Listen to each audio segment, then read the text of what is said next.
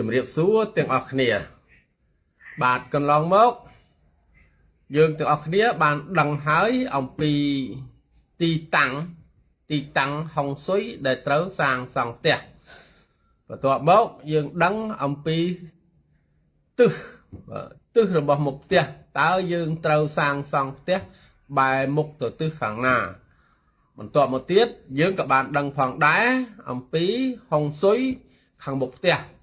ថាតើបរិស្ថាននៅខាងមុខផ្ទះហ្នឹងវាមានសភាពបែបណាដែលយើងសាងសង់ផ្ទះទៅវាប្រកបដោយជ័យភូមិមានជោគមានលៀប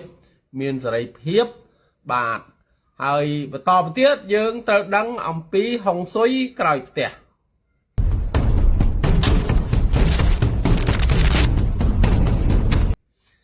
តើខាងក្រោយផ្ទះត្រូវមានហុងស៊ុយបាទត្រូវមានបរិស្ថានត្រូវមានទីតាំងបែបណាទើបការសាងសង់ផ្ទះរបស់យើងនោះបាទប្រកបដោយសុខដោយសេរីដោយសួស្តីជ័យយាមង្គលនោះកន្លងមកយើងដឹងហើយថាហុងស៊ុយមុខផ្ទះត្រូវទៀបបាទត្រូវទៀបឯហុងស៊ុយក្រោយផ្ទះគឺត្រូវខ្ពស់ដូច្នេះហើយបាទនៅខាងក្រោយផ្ទះរបស់យើងបាទត្រូវមាននីវ៉ូខ្ពស់ជាងបាតផ្ទះបាទត្រូវមាននីវ៉ូខ្ពស់ជាងនីវ៉ូខាងមុខផ្ទះបាទបើយើងនិយាយឲ្យជាទូទៅគឺខាងមុខផ្ទះបាទត្រូវទៀបហើយមានកន្លែងដក់ទឹកនៅខាងមុខផ្ទះយើងឯខាងក្រោយផ្ទះបាទត្រូវមានទួលបាទមានដំបូកមានភ្នំចុះបើអញ្ចឹង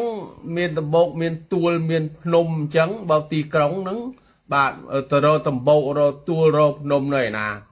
បាទនៅទីក្រុងយើងដឹងហើយថាមានសំណង់ច្រើនស្អេកស្កះបាទណែនណាន់តាន់តាប់មានសំណង់ខ្ពស់មានសំណង់ទាបប្រសិនបើនៅខាងក្រោយផ្ទះរបស់យើងមានសំណង់ធំមានសំណង់ខ្ពស់គឺមានន័យថាគេជួយដល់ហុងស៊ុយរបស់យើងហើយ